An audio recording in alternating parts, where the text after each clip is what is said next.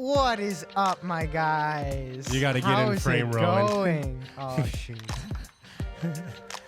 It's going good. How are you? Not much. What's up with you? Sounds like Updog in the recording studio today. Who's Joe? Joe Mama. Hey, guys. Yeah, this is season 3. Check us out on YouTube. This is part 3 of a several part story arc that we're going on. We don't actually know how many parts we're gonna have to this, but it's gonna be pretty awesome. We're going through the Sermon on the Mount, but of course this would not be possible if not for the man, the myth, the legend, Rabbit Hole Records. If you want to post, or if you want to create a podcast, if you want to create a song, go somewhere else. If you want to, leave. No, if you want to record a podcast, song, album, whatever, Chris is your guy. Fun fact about Chris, you want to know why? Actually, no, I'm not going to do that. Chris, one time, battled 10 roosters at an NBA game to save LeBron James' life. Fun fact. And that's actually what... Space Jam 1.5. Yeah, that's actually what got LeBron James to want to play basketball. So, like, if you need a bodyguard, too, Chris can fight off several roosters all at once. And he is an absolute maniac when it comes to them. My God, you should have seen him on the court. Just a devil. This is a very weird fun fact you about Chris. You want to know where I got this idea? No. my Hydro Flask. Rooster, LeBron James. I was going to say Chris Swenson once killed Kobe. But that's rest in peace, Kobe. Oh. Chris tried to catch the helicopter as it fell out of the air. He did. He didn't make it in time. But too many roosters flew and attacked him out of retribution for their fallen brothers. Fought those off too. But not in time. He's not perfect. In time. Chris one time killed 50 people with a grenade and then it blew up. All right, episode 3 of season 3 is off to a very dark, weird start. So who knows how this episode is going to go, let's be honest. It's probably gonna go to court. Get it? No. Go to court because he killed a bunch of roosters on the court to save LeBron James. All right, well, okay, hey. Look at us. Here we go. Episode 3 of the Sermon on the Mount series.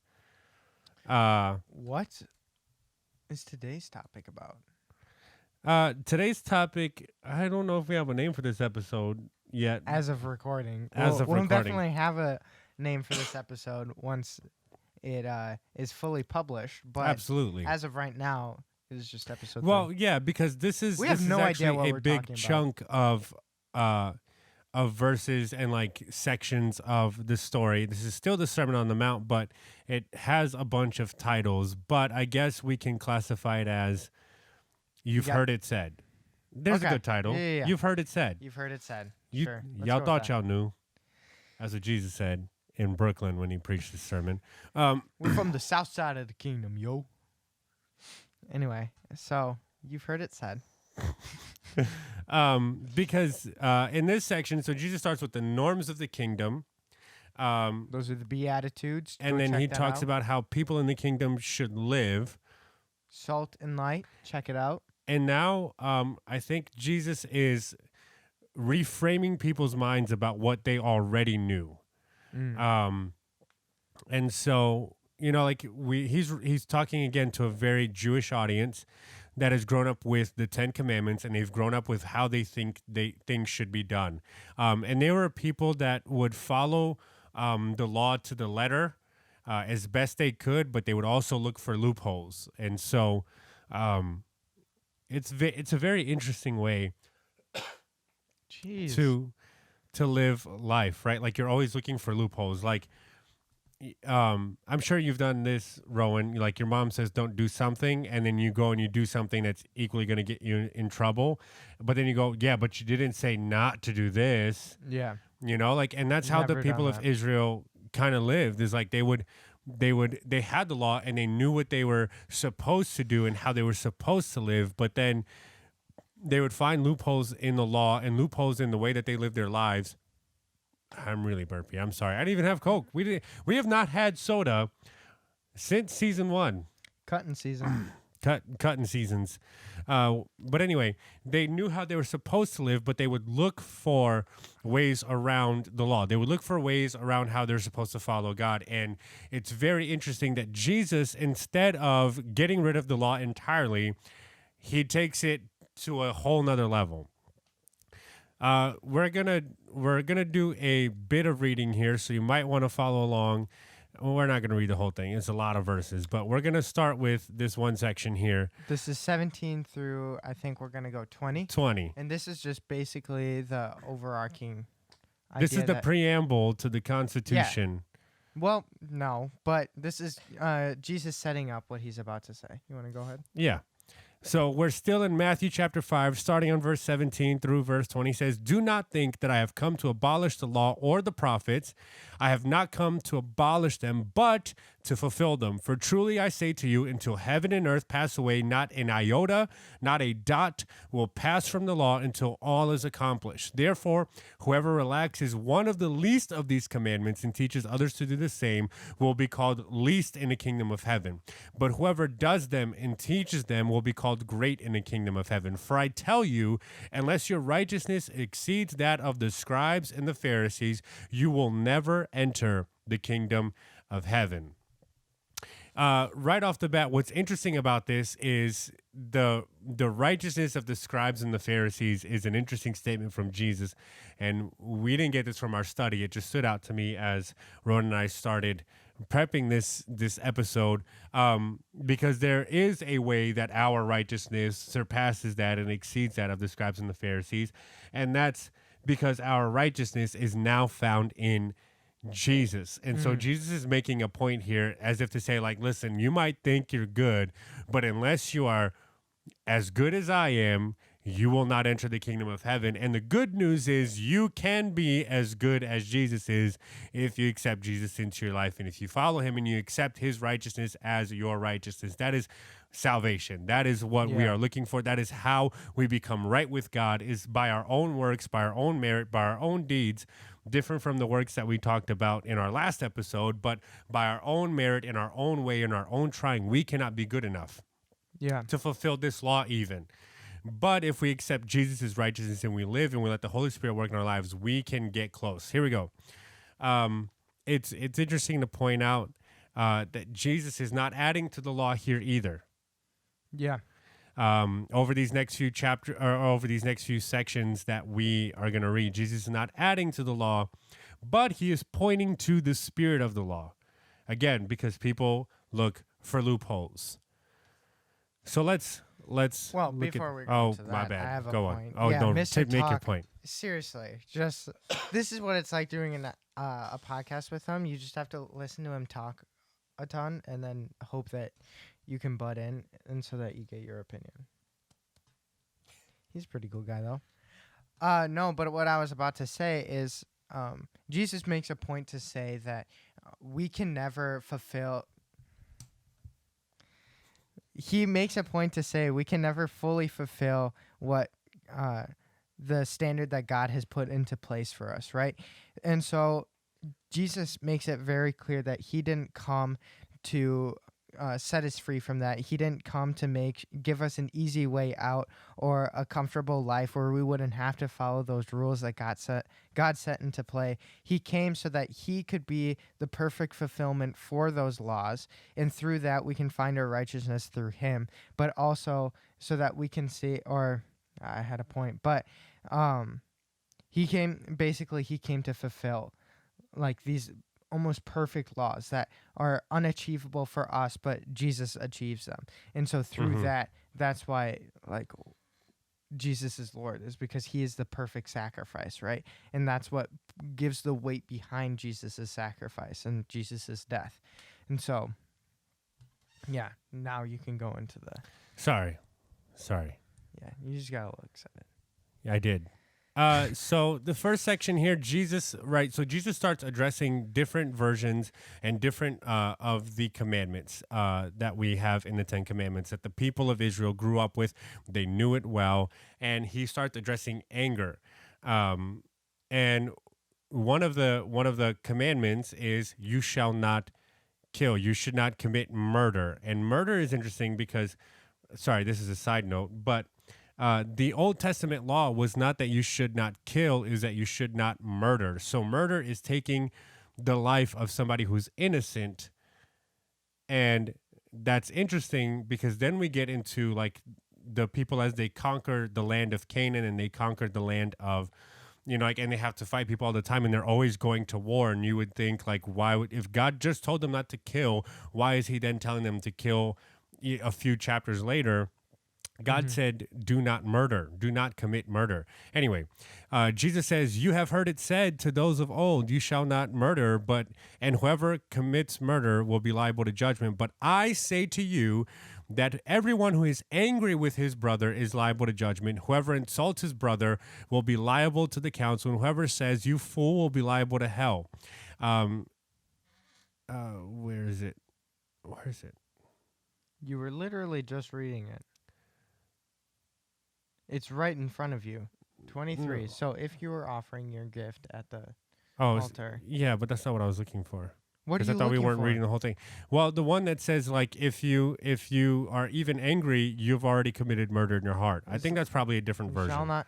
Wait, hold up. Because it says, but I say to you that everyone who is angry with his brother will be liable to judgment. Whoever insults his brother will be liable to the council, and whoever says, you fool, will be liable to hell. Those are all dealing. That's what you're looking for. You're right. This dude just read something and then was like, oh, yeah, I'm trying to find it. Oh. No, well, because I think in a different version, it says if you like, like we're talking about you shall not murder, and where Jesus takes it up to the next level. He says, like he said, you've heard it said that you shouldn't murder, but I say if you even hate anybody, you've already committed murder in your heart. So that might be like another book or another version or translation, but regardless, Jesus is again pointing us to the root of the law, right? The spirit of the law, because people are like, you know what? I'm not going to kill this guy, but I hate Rowan, man. I hate his guts. I'm not going to talk to him. I'm going to treat him as if he's dead. Yeah. Loophole in the law, right? Because I didn't kill Rowan, but to me, Rowan doesn't exist because I'm at war with Rowan. I hate Rowan. I'm going to treat him like trash. I'm going to, I'm going to hold a grudge against him. I'm going to be bitter towards him, and I'm going to hold all of that in my heart and in my life. And Jesus is like, listen, if you've even done that, you've already committed murder.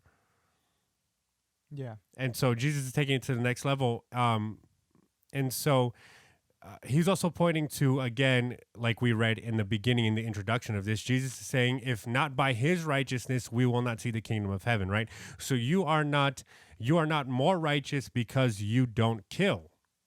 You are not more righteous simply because you refrain from homicide. Yeah. Jesus is saying, like, look at the spirit of the law. Look at what I'm actually trying to tell you. Look at what the law actually says.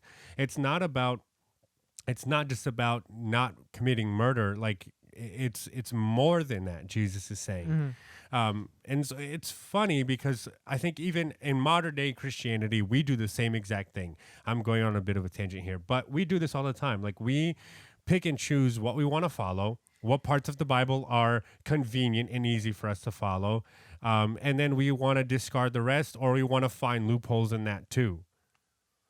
Right. And it's frustrating to see, and I'm guilty of it. I'm sure other people are guilty of it, but we always look for loopholes.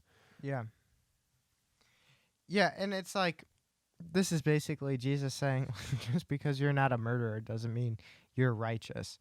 Because that's the way I see it. It's like, it's especially now in this day and age, to not murder somebody, it's just common now. Like, you don't go around murdering people.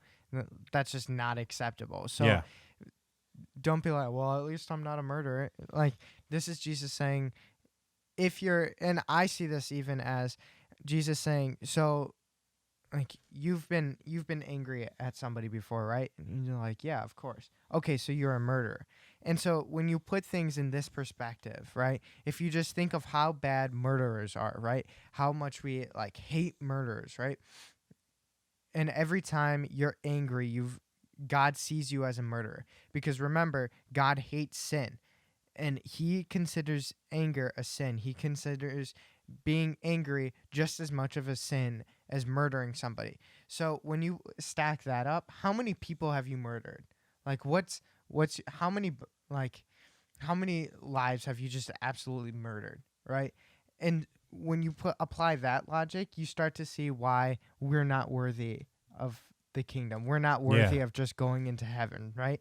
Because, and that's just being angry alone. We're not even talking about like lust or any of the other. Oh, we will be. Yeah, we eventually later in the episode. But like we can't even just get into heaven if like we're like, okay, so let's just take anger, like just anger, right? That alone is keeping us from heaven, because we're mass murderers, right? What about the verse that says, be angry, but don't sin? I don't know about that verse. Sorry. Well, no, because Jesus says that. And so I think there's a right way to be angry. I mean, there's righteous anger, right? Yeah. Because Jesus flipped some tables. Jesus did favorite. I say that about a lot of stories, but. But I think the difference is, what was he angry about? Because, right, if anger and hatred are sinful traits, how can God hate sin? Right? Oh. So righteous anger is okay when it's directed at sin. You can hate sin. And there's a difference between hating sin and hating the sinner, but you can hate sin without committing murder in your heart, right? Because Jesus hated sin. Jesus hated seeing people using the church or the whatever you call it to be whatever. The temple. The pit of snakes or whatever. Like, Jesus hated that. But that's not a sin, because God hates sin, and they were clearly sinning, and that hatred for sin moved Jesus so much that it caused him to flip tables and flip out, right? And so that's the kind of anger that's righteous, as opposed to, man, this guy has $1 million more than me, I hate him. Or something like that. He stepped on my shoes, I'm going to punch him in the throat. Yeah. This dude killed my grandma, I hate him. You feel me? It's just, I'm just kidding. That was a bad one. I don't know where you went with that one. That was a bad one. I'm sorry. Shout out grandma. But even so like if we keep reading this, you're going to keep reading it. But like Jesus calls us again to reconciliation, right? Like he says, if you're offering your gift at the altar and remember that your brother has something against you, leave your gift there and go. Be reconciled to your brother and then come offer the gift. So Jesus is like, listen, if there's hatred among you, fix it. Like don't, like, because you are committing murder to people. Like he's getting to the spirit of the law. But let's move on. Mm-hmm. Lust. Jesus says, you have heard it said, you shall not commit adultery. But I say to you, everyone that even looks at a woman with lustful intent has already committed adultery with her in his heart. And so we think that like adultery is actually, like the people that he was talking to, again, Jesus is addressing a specific people that grew up with a specific culture, but it still applies to us because they had the 10 Commandments. And in the 10 Commandments, one of them is you shall not commit adultery, right? And so they only thought that adultery was sleeping with somebody else's wife. Like, okay, like maybe I shouldn't do that. You're right, Jesus. But then Jesus shows up and he's like, no. And not just don't go around sleeping with other people's lives. Like, be mindful of the things that you think about other women. Be mindful of the things. And here's the thing, women can be lustful too. So women, be careful of the things that you think about men. Like, be careful. Like, that's committing adultery. Like you think you're like, and I think this is the point that Jesus is trying to make. You think you're righteous because you don't do blank, but you settle for blank. That is not any better. And the idea here is, right, that the heart is deceitful above all things, and sin doesn't start when you kill somebody. Sin starts with the intention. Oh, Sin that's starts good. with you, right? Like, so you don't, I don't plan. I just don't go up and kill Rowan one day. I plan it. I'm not, this is a weird thing, but you know what I'm saying? Like, I let things build up inside of me. This is why we have a TV show called Snapped, right? It's people that let things build and let things fester and blah, blah, blah. And then one day, boom, murder, right? But it starts with hatred. It starts with a simple act that you hold on to and you build bitterness towards. And you go, well, I haven't killed them, but I hate them. Well, so like all of that starts. So like with lust, for example, we're talking about here, this is starting in verse 27.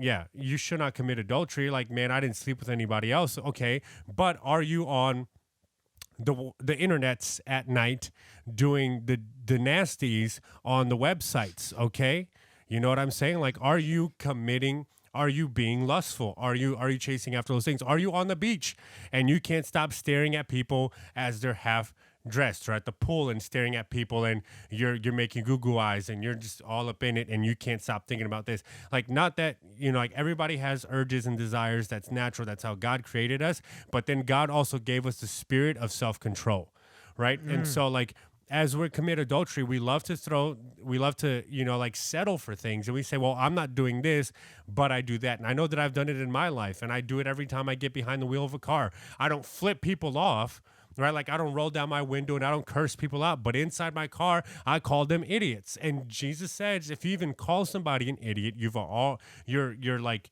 worthy of the fires of hell. I'm worthy of the fires of hell because I call people idiots. I don't kill them. I don't run them off the road. I don't flip them off, but I'm willing to sit inside my car and insult them. Wow. That's good. That's really good. I'd like to point this out. It says here in verse 30, if your right hand causes you to sin, cut it off and throw it away. For it is better that you lose one of your members. Yeah, that's weird. Than that your whole body goes to hell. I find this very interesting because Jesus is using this radical form, of speech to address the way, or to tell us how we should go about addressing our sin, right? Because I feel like I've said, we record this all like in one night, so I've said this like 3 times in the span of like an hour. God hates sin, right? So God wants us to aggressively get rid of our sin, right? And so Jesus uses this radical and very violent way of saying it by saying, just cut off your hand, or gouge your eye out if it's causing you to sin. And although, like, obviously don't cut off your hand, don't gouge out your eye, but be radical in the way you cleanse yourself of sin. Because God also doesn't say walk away from sin. He says flee from it, right? Yep. We should book it when we see sin, right? And going back to our last episode, because all of this is Jesus preaching, right? These last 3 episodes are from one sermon from Jesus. And so going back, and so it all connects. And so going back to the last episode, how are we supposed to be salt when we're contaminated by other people and by our own sin? So we need to completely cleanse ourselves of our sin so that we can be pure and we can be the salt of the earth. We need to be like, if there's a light, but it's contaminated by darkness, then it's not going to be as light.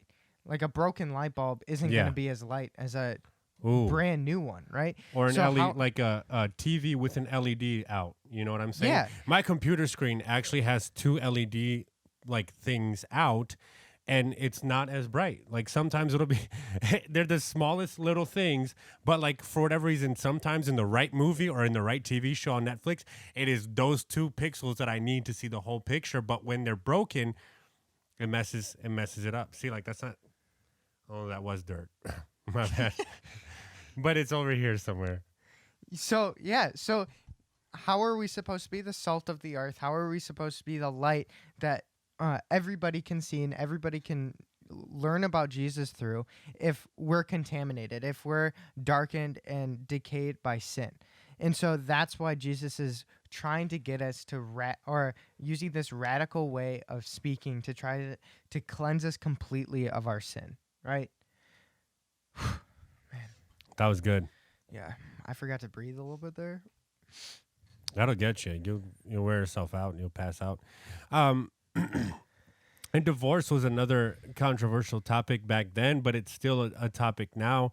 And the interesting thing is, even in the Old Testament, even in the law, as you read through it, God gives clear grounds for what is an acceptable divorce.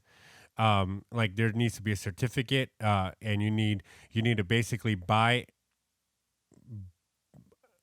your wife back to her father, if that makes sense. So like you need to like basically restore her honor in a sense if you're going to do that. So divorce comes at a heavy cost, and this is in verse 31, 32. And Jesus is saying like it shouldn't be that easy for you to just be done with a relationship. Like you committed, again, marriage till death do us part, and people are like, till Wednesday maybe. Let's see how you act on this honeymoon. You know, like it's become so fast and easy in our culture today. Like like Kim, before she married Kanye, people made fun of her because she was married to like a basketball player for like 4 hours or something like that. And she's like, nah, I'm done with this, like, and on no grounds. And so Jesus is saying, like, when you choose to get married, when you choose to commit to somebody for life till death do us part, mean it. Yeah. It shouldn't be that easy. That's good. Verse 33 through 37, Jesus is talking about oaths. Oaths. Oaths. Ogres. And I donkey, get out of my swamp. That was a terrible Shrek. But you said ogre. They're like onions. They have layers. Come on. Yeah. So he talks about oaths, and he's saying, like Jesus in the Old Commandment, you should not take the Lord's name in vain, right? You should not swear by him or anything in heaven or below, on the earth or below the earth. And God makes that rule in the Old Testament and in the Old covenant with the people of Israel. And here he's saying, like, listen, by the way, like you've heard it said you shouldn't swear falsely, and if you swear to God for anything, you should do exactly what you say. And Jesus is saying, stop swearing to God. Like, stop saying, like, I swear to God I'm going to do this, blah, blah, blah. Like, don't swear to God and not keep oaths that you make. Let your yes be yes and your no be no. And that's because, like, people will say, like, I'll do this, swear to God. Like, hey, like, can you take the trash out? I'll do it, swear to God. Or like they just throw it so easily and they make these promises. And here's the thing. God is a God of covenant. God is a God of relationship. But God, if you look at the Old Testament, God is also a God of like legal matters in a sense. Like his relationship and his covenant with Abraham was a legal relationship. He took on legal responsibility. Like in our terms today, like it was called the Byzantine Empire? Yeah, Byzantine Empire. It's Byzantine. Sure. Math majors in the comment section below. Did I say math? Why math? Okay, sorry. History majors. Economic majors. Shout out to you too. Let us know which it is. So Jesus, our God is a God of covenant and promises, and he makes covenants with people that have, like the covenant that he made with Abraham. He put all of the responsibility on him, and like he was going to fulfill his promise to Abraham, no matter what, right? And so Jesus is calling people out that are saying like, oh, you're swearing in court, you're making this oath, you're doing this, and you're not living up to it. And so I think in a more practical, general sense for us today, let your yes be yes and let your no be no. Like if you say you're going to do something, do something. If you say you're going to do your homework, do your homework. If you say you're going to take the trash out, take the trash out. If you say you're going to show up somewhere on time, show up somewhere on time. If you say you're going to let your yes be yes and your no be no. Because I don't know. It's character. It's character. Yeah. And it's honesty, right? If you say yes and you don't mean it, then that's lying. Lying's a sin, right? Um, real side rant here. That was a really difficult segment for me because I've said this to like 3 different people the past week, but I've been waiting to use, I don't know how many of you guys have seen this movie. It's called Batman Begins. It's a pretty niche movie, but in one of the parts of the movie, someone's like, I don't know where he is, I swear to God. And then Batman goes, swear to me. And I really want to use that.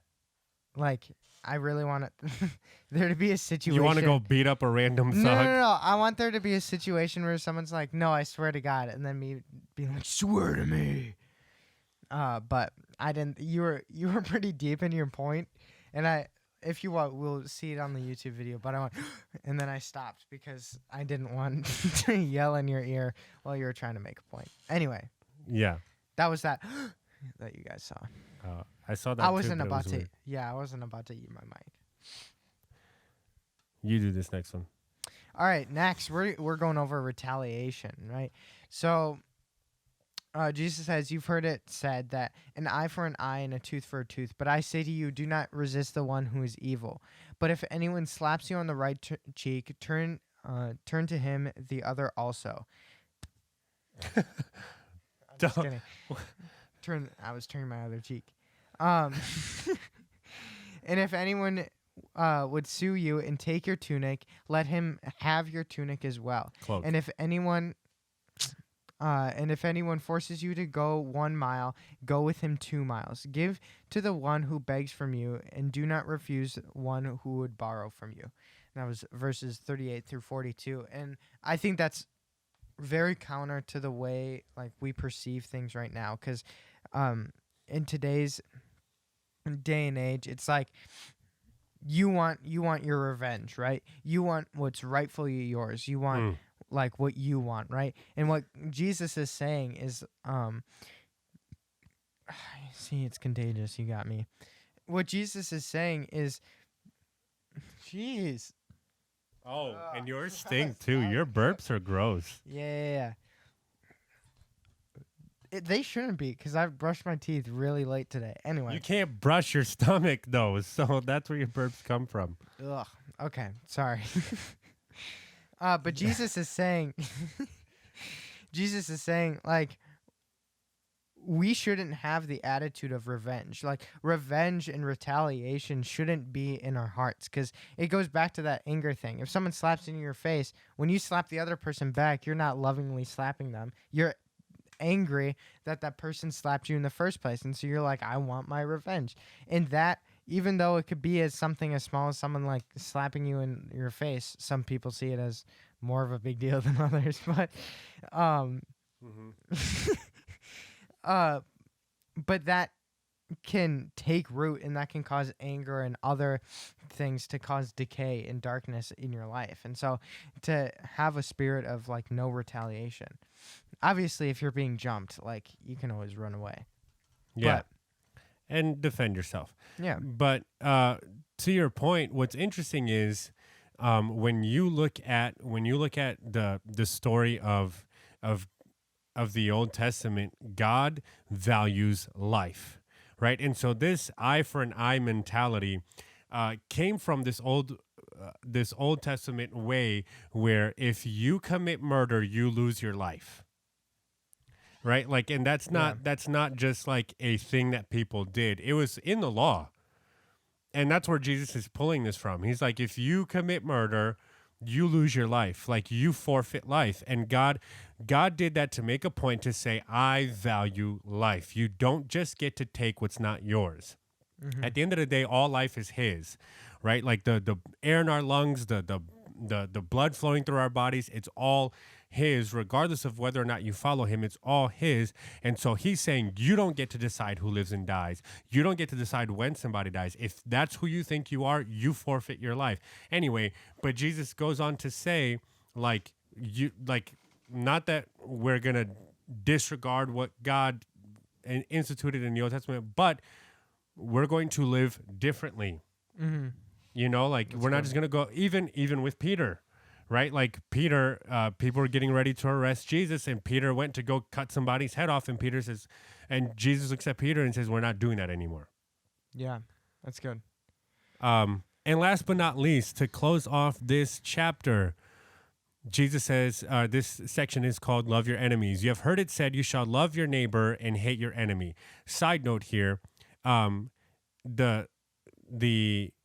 Old Testament law that Jesus is referring to only says you should love your neighbor.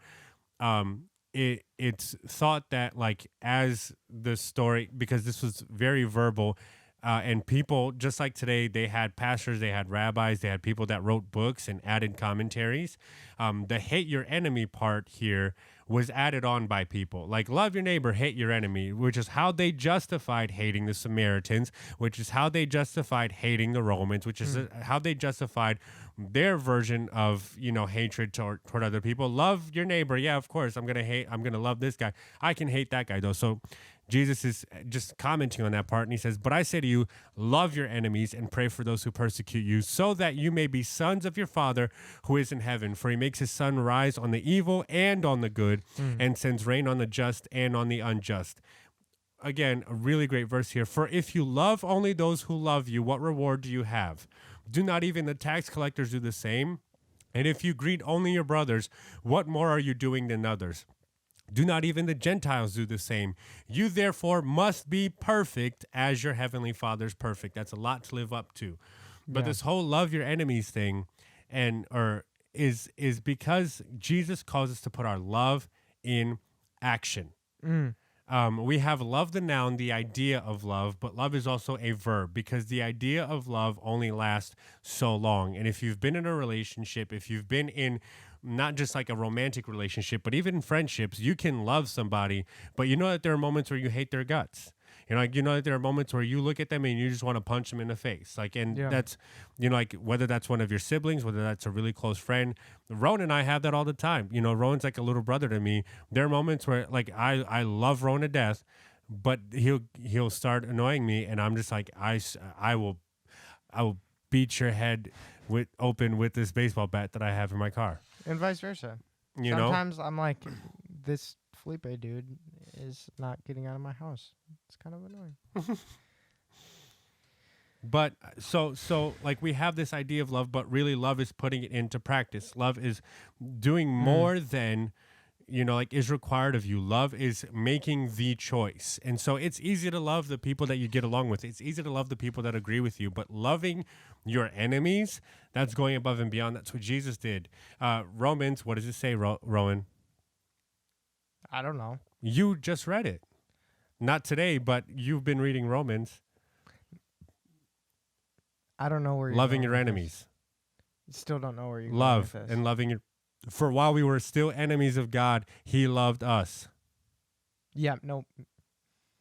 Doesn't ring a bell. What? Bugging.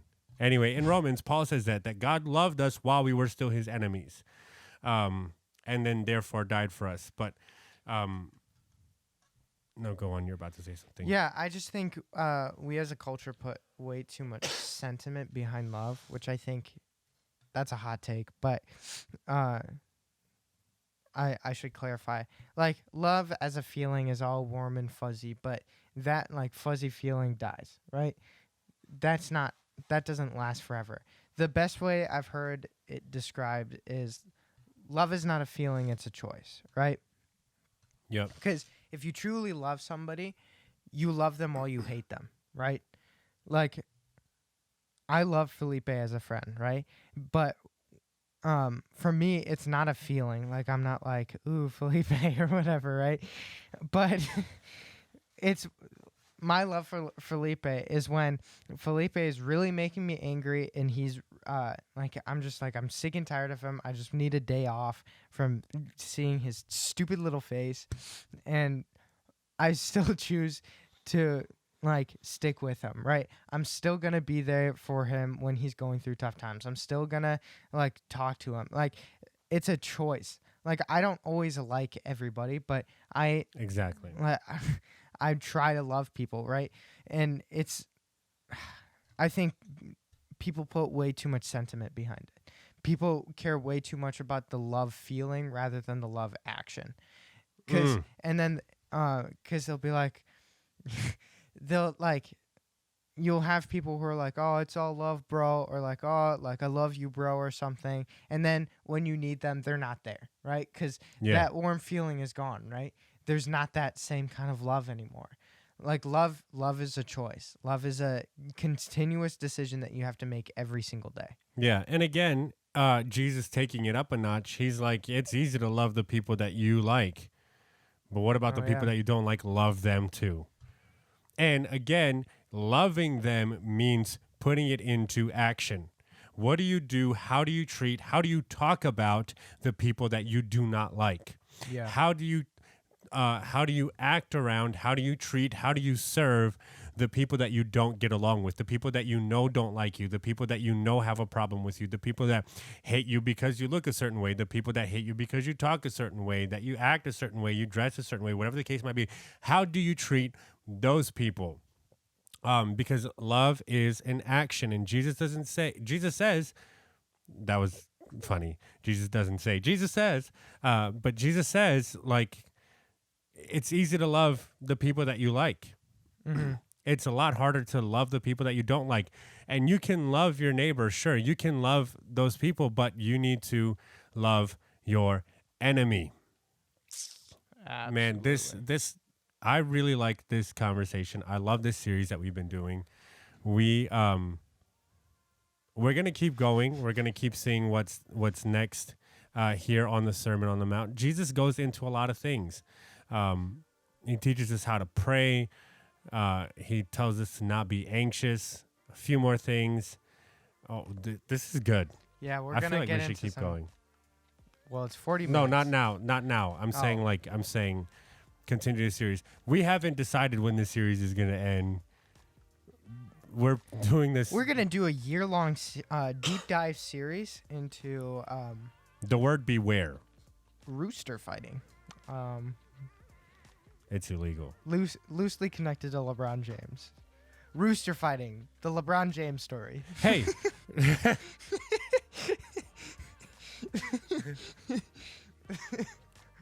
You know him as the king. But did you know that at one point in time, the king needed the man, the myth, the legend, Chris, the Dragon Slayer, rooster fighting, demolishing champion? Swenson. He did it. So there it is. This summer. No, I'm kidding. The next big blockbuster. Yeah. But listen, thank you for tuning into the episode. If you guys like us and our content, hopefully you do, because this is season 3 by now. If you've listened to our episodes for this long, why don't you consider becoming a supporter? You can go to our website, soulseekingpodcast.com, hit the become a supporter or support us. I don't know what it's called, labeled anymore. But hit that, and then you can support us monthly. As little as 99 cents will do a whole lot. Also, follow us on social media. We're on Instagram, TikTok, Facebook. Don't say something stupid. Christian Mingle. Oh, but you can say it. We are on. Yeah. So see ya. No, but yeah, we also have a merch store. We have some pretty cool merch. Yep. Go check it out. But, what else do we have? I don't know. Yeah. That's it. All right. Thanks for tuning in. Stay tuned for 2 episodes from now, and we'll see you then.